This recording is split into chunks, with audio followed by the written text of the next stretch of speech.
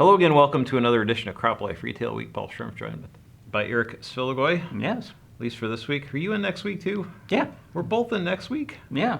It's like some kind of record or something. Yeah, actually, I think through the month of June we will be here together in one capacity or another. So be sure to tune in because you won't want to miss it. This I'm is sure true. it'll be spectacular. So it's the first. We had a couple things this week. The first thing was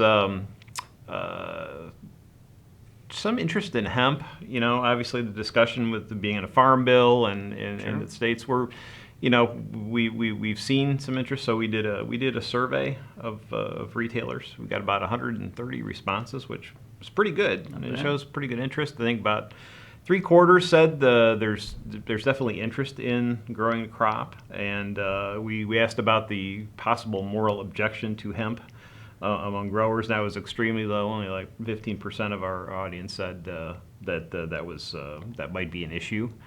But overall, there's definitely interest in growing the crop. Although skepticism in the infrastructure to take the crop off and allow it to make money, that still doesn't exist. I mean, one person mentioned that the membership of CropLife America or crop protection companies need to get behind this. In terms of how to grow, what to grow. There's also different reasons for growing, be it oil or for seed or for industrial for using the material for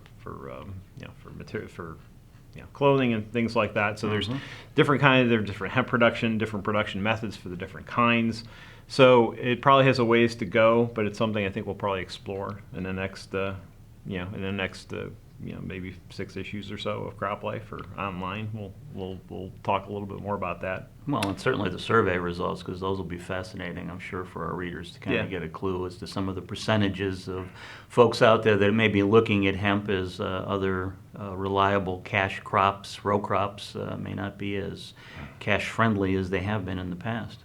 Yep. Yeah, Nebraska just passed a state law allowing the growing of hemp. Yeah. But again, it's like the problem with third world countries growing food. If you don't have the infrastructure to move that food and get it to where it actually is needed, it can fall apart rapidly. So hopefully, if this does continue to gain momentum, we'll have some structure underneath it and get that moving and allow these guys to make some money. Yeah, and I know for the retailers, of course, I'm not that up on hemp growing and what type of crop inputs or services may be required to properly grow hemp in the field. I guess we'll have to find that out as we do some research on this.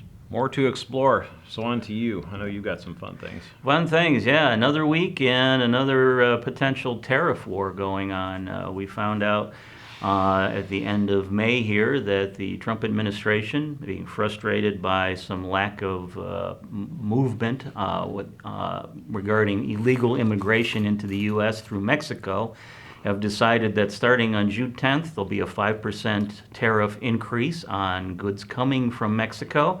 And if the administration doesn't see any progress forward on dealing with this problem at the border, that the tariff will keep going up between now and October 1st to about 25%. So, Paul, this will be another tariff war potentially with the U.S. We already have one with China. And, obviously, I guess we'll have to change the name of the song from what I hear, considering most avocados come from Mexico, to Yes, We Have No Avocados. So, sorry, I had to throw that in. You had to. Had to. You had no choice. But again, I mean, we'll have to see how far this goes. I know the Mexican president was quoted as saying that he thinks that in talks with Washington that perhaps we'll be able to avoid a serious tariff war between the U.S. and Mexico. But I know the corn growers in particular are worried about this because about $3.3 billion worth of corn is exported from the U.S. to Mexico each year. So that's a big chunk out of what could be coming to the corn growers.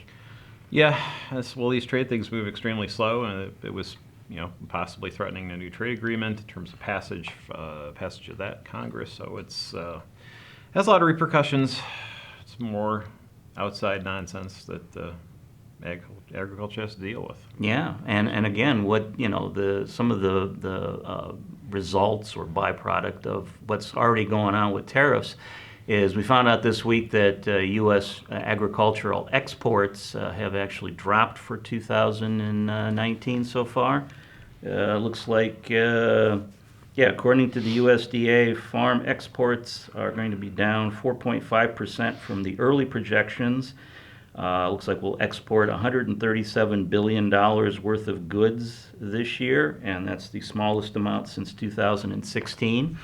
And Paul, the report says that a lot of that is because of the trade war with China and also the African swine flu epidemic, which is going around in China, which means that the country is culling many of its pork herds.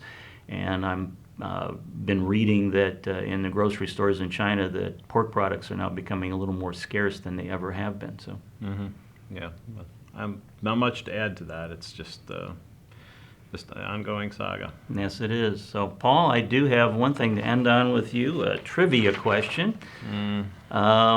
What do these things have in common? The television show Dallas, E.T. the Extraterrestrial, and the year we graduated from high school. We? We. We? You're my age. Come on. What year would this be?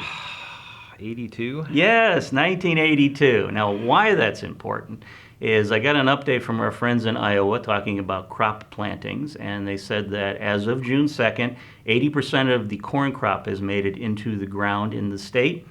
But unfortunately, Paul, that's the lowest total in the state at this juncture in the year since 1982. Yes. So the report also said that we're getting to the point now where in the next few days, growers will have to make the decision whether or not they plant at all in 2019 because of the weather conditions, or if they switch to perhaps soybeans instead. Wow. Yeah. How did they ever let me out of high school? I don't understand. Send us a note, folks. What do you think? Yeah, they don't know either. They don't know how we got this far. We did make it, though. We did.